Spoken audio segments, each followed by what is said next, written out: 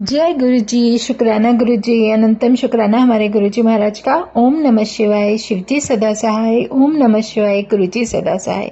शुक्राना, अनंतम शुक्राना गुरु जी महाराज का, अनंतम शुक्राना।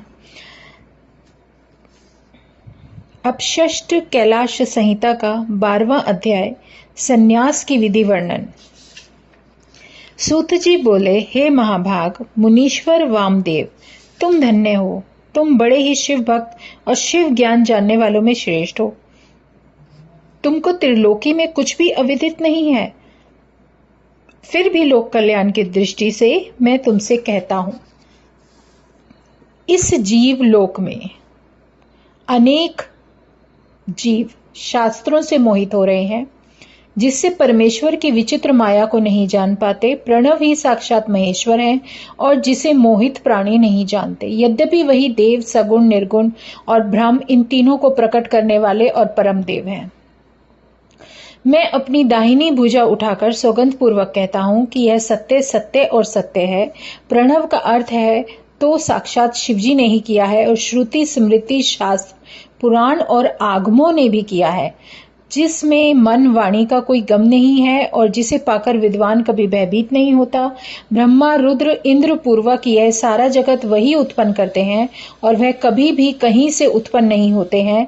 उनमें विद्युत, सूर्य और चंद्रमा का कोई प्रकाश नहीं है और जिसकी भाषा से ही सारा जगत प्रकाशित होता है, वह सारा ऐश्वर्य उन महेश्वर को ही प्राप्त है, जो कि मुमुक्षुओं के ध्यान की वस्तु है। वही सर्वव्यापी, निर्गुण, सगुण, निष्कल तथा शिव है। स्थूल, सूक्ष्म और उससे भी परे यह उनके तीन रूप हैं। वही सब देवाधिदेव, सनातन, निष्कल और ज्ञान क्रिया के स्वभाव वाले और परमात्मा से भी कहे जाते हैं। वही देव पंचक और कला पंचक भी हैं। उनका मन सर्वदा शुद्ध स्फटिक मणि के समान प्रसन्न और शीतल रहता है। जिनके 5 मुख, 10 भुजा और 15 नेत्र हैं, जो ईशान देव, मुकुट युक्त पुरातन पुरुष और अघोर हृदय वामदेव, गुह्य तथा प्रदेशवान है।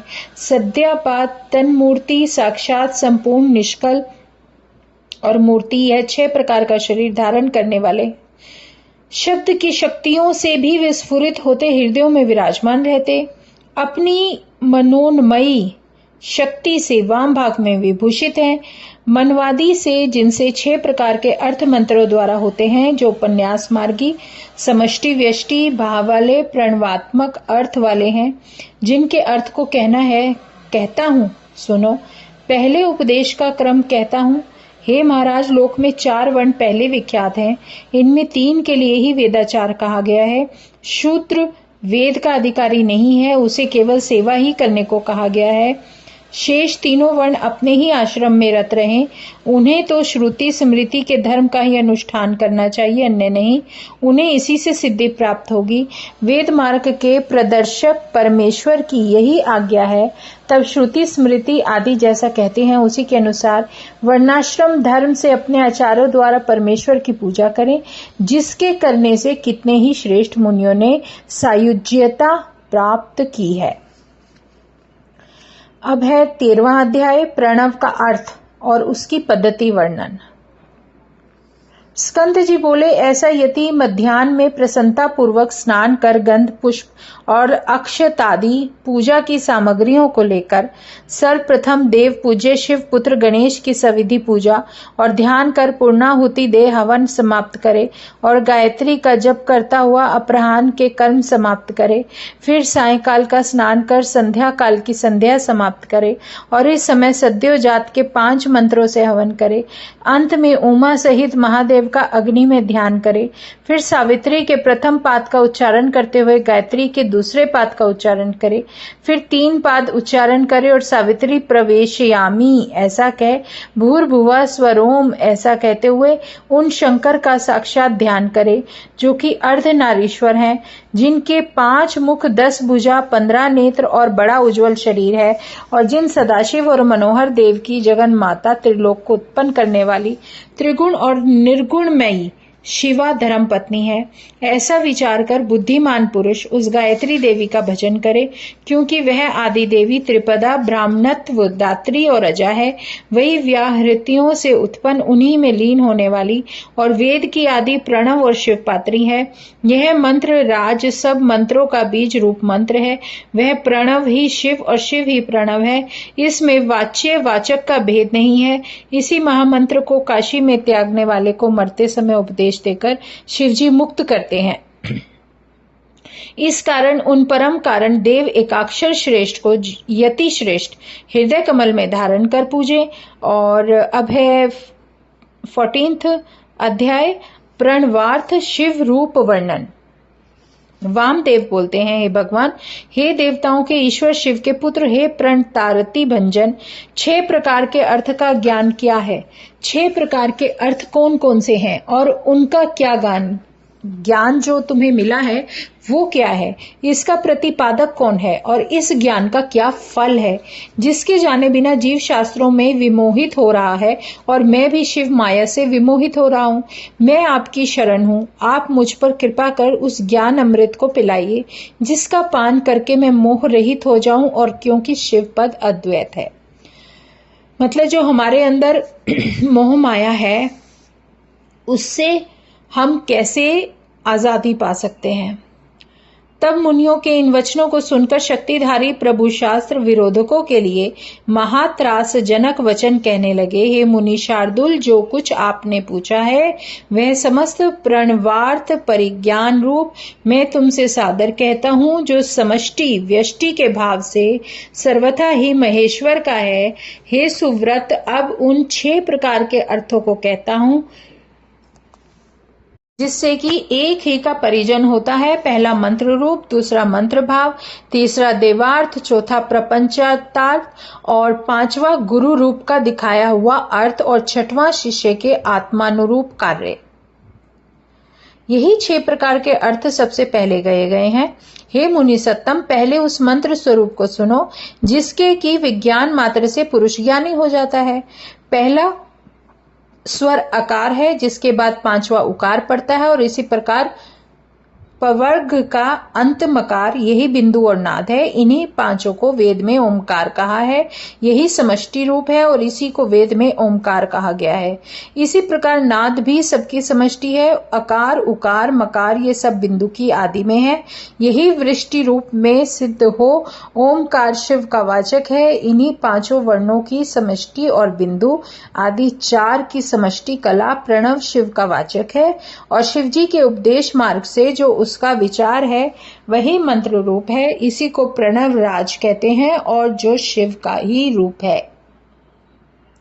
15वां अध्याय है उपासना मूर्ति वर्णन। ईश्वर बोलते हैं, अब इसके बाद सृष्टि का उत्तम पद्धति कहता हूं, जो महेश आदि चतुष्य और सदाशिव कहलाती है। वही समष्टि प्रभु आकाश के अधिपति है और उन्हीं का महेश आदि 4 रूप इसी की व्यष्टि है। जिन सदाशिव के सहस्त्रांश से महेश्वर की उत्पत्ति होती है और जो पुत्र अनंत रूप होने से ही वायु के अधिपति हैं, जिनके वाम में माया शक्ति है और जो सब क्रियाओं के अधिपति हैं, जिनका ईश्वर आदि चतुष्टय व्यष्टि रूप है। ईश्वर, विश्वेश्वर, परमेश्वर और सर्वेश्वर। यही श्रेष्ठ तिरोभाव भी 2 प्रकार का होता है। एक रुद्र आदि गोचर, दूसरा जीव समूह का शरीर रूपी यही पाप पुण्य रूप है। शरीर जब तक स्थित है तब तक वह रहती है और इसमें कर्म की सभ्यता भी है, किंतु यह एक ही होता है। इसी एक में अनुग्रह करने की सामर्थ्य है और वही विभू भी है जिसमें तिरोभाव और कर्म की साम्यता है। उसी को साक्षात परब्रह्म, निर्विकल्प तथा निरामय, इन प्रकार से ईश्वर आदि 4 देवता कहे हैं।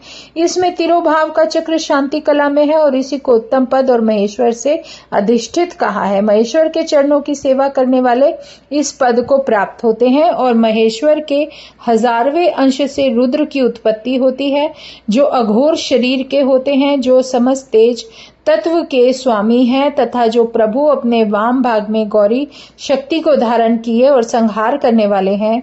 इन्हीं के व्यष्टि रूप शिव, हर, मृड, भव ये 4 शिव आदि अद्भुत चक्र विदित हैं। इन चक्रों से सप्तावरण से रक्षित है और जिससे ऊपर नीचे 10 गुना जल व्याप्त है। इसी हिरण्य में स्वरूप जल के मध्य में जो रहता है उसी को श्रुति ने जल मध्यशायी कहा है, जिसमें अपने अनुग्रह, तिरोभाव, संहार, स्थिति और सृष्टि से युक्त और निरंतर एक शक्ति युक्त रहकर शिवजी लीला करते रहते हैं। हे मुनियों, अधिक कहने से क्या, मैं सार कहता हूँ। यही निश्चय जानो कि शिवजी सर्वशक्तिमान है। शिव तत्व और विवेचन, ये 16वां अध्याय है। सूत जी बोलते हैं, जब इस प्रकार गुरु ने वेदार्थ का उपदेश किया तो उसे सुनकर मुनि श्रेष्ठ को परमात्मा में संदेह हुआ। तब उन्होंने कहा कि ये स्वामिन, आपके मुख कमल से जो मैंने ओमकार रूप अमृत का पान किया उसमें मेरा दृढ़ ज्ञान हो गया है। इस विषय में कुछ भी संदेह नहीं रहा।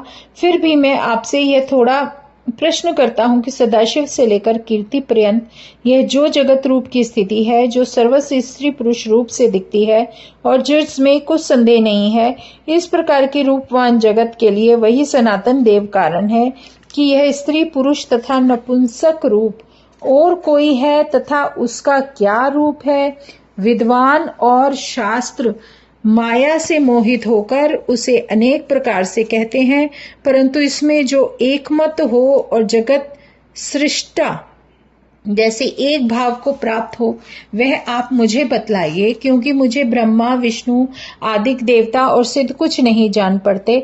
मुझे तो यह कहता हूँ, यह व्यवहार ही स्पष्ट दिखाई पड़ता है और यह सब क्रियात्मक व्यवहार ही सब अनुभवों से सिद्ध होता है और यह देह, इंद्रिय, मन, बुद्धि और अहंकार से उत्पन्न होता है, अथवा यह महान आत्मा का ही रूप है।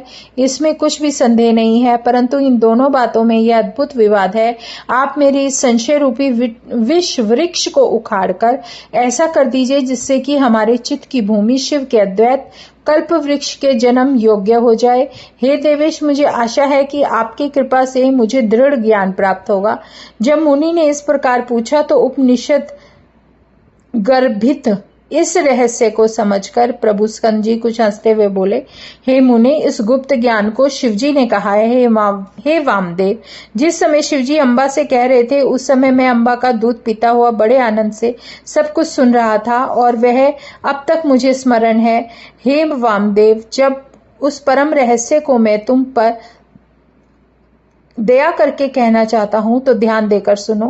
कर्म सत्ता से लेकर जितना कुछ शास्त्रवाद है वह सब ज्ञानदायक है। विचारवान जो व्यक्ति होते हैं उसे विवेक पूर्वक सुनते हैं। भला आप लोगों के जैसा कौन है जो कि आपने बड़े विस्तार युक्त शास्त्रवाद का शिष्यों का उपदेश किया है, परंतु जिनकी नीच बुद्धि है वे अभी तक कपिल आदि शास्त्रों को पढ़कर भी ऐसा ही कहते हैं कि ईश्वर नहीं है।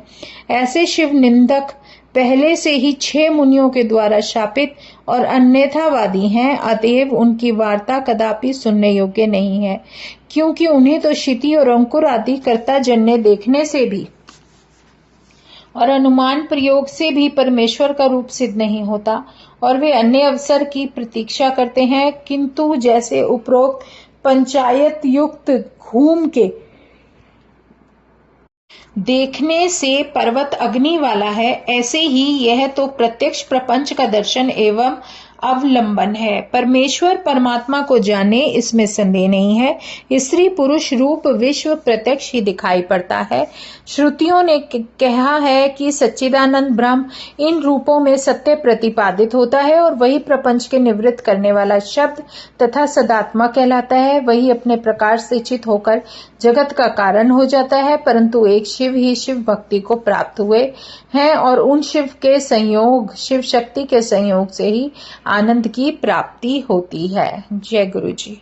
अब है 17वां अध्याय, शिव के अद्वैतवाद सहित सृष्टि क्रम वर्णन। वामदेव जी बोले, हे भगवान, पहले तो आपने यह कहा कि प्रकृति से नीचे नियति और ऊपर पुरुष है, और अब दूसरा आप क्या कहते हो? माया से संकुचित रूप को तो आपने कहा है कि वह नीचे है। अस्तु हे नाथ, यह संशय दूर कीजिए। स्कंद जी बोले, हे मुने, यह अद्वैत शैववाद में किसी प्रकार भी द्वैत का समावेश नहीं है। यह ईश्वर और अविनाशी है। इस प्रकार वह एक ही शिव सच्चिदानंद रूप वाले ब्रह्म है, जिन्हें सर्वज्ञ, सबका कर्ता और त्रिदेवों का उत्पादक कहा जाता है। शिवजी ही अपनी माया और इच्छा से संकुचित रूप के समान पुरुष हो गए हैं, जिनमें पांचों कलाएं हैं, और जो भोगता है वही पुरुष प्रकृति के गुणों के भोगता है। वही समष्टि और वही चित्त प्रकृति तत्व है। सत्वादि भेद से प्रकृति के गुण, गुणों से बुद्धि और बुद्धि से 3 प्रकार का अहंकार उत्पन्न हुआ है। फिर जिससे तेज और उससे मन, बुद्धि तथा इंद्रियों की उत्पत्ति हुई है, और मन का रूप संकल्प विकल्पात्मक है। इसी प्रकार बुद्धि, इंद्रिय, कान, त्वक, जिह्वा, नासिका, शब्द, रूप, स्पर्श, रस, गंध, प्रवृत्ति, बुद्धि और इंद्रियों में श्रोत का क्रम कहा गया है। और वैकारिक अहंकार से कर्मेंद्रियां उत्पत्ति हुई है। उन्हें तत्वदर्शी मुनियों ने सूक्ष्म कहा है, और कार्य सहित सब कर्मेंद्रियां हैं। और वाक, पाणिपाद, उपस्थ, इस प्रकार बोलना, ग्रहण करना, जानना और त्यागना जिनकी क्रिया है। फिर उनकी तमन्नाएं हुई, जिनसे शब्द आदि रूप हुए, और जिनसे आकाश, अग्नि, जल और पृथ्वी की उत्पत्ति हुई, और जो 5 महाभूत कहलाए, तथा अवकाश, वहन, पाचन, वेग और धारा जिनके व्यापार हुए। और सूत जी बोले कि जब वेदांत युक्त इस प्रकार का वंदन स्कंद जी ने कहा, तो ऋषि वामदेव जी नम्र होकर बार बार पृथ्वी पर गिरकर उनको दंडवत करने लगे, क्योंकि उनके चरणाविंद में विहरते हुए उन्हें परम तत्व की प्राप्ति हो गई। जय गुरु जी, शुक्राना गुरु जी, अनंतम शुक्राना हमारे गुरु जी महाराज का। षष्ठ कैलाश संहिता में अब जो है 17 अध्याय पूरे हो चुके हैं। जय गुरु जी। ओम नमः शिवाय। शिव जी सदा सहाय। ओम नमः शिवाय। गुरु जी सदा सहाय। शुक्राना शुक्राना, अनंतम शुक्राना।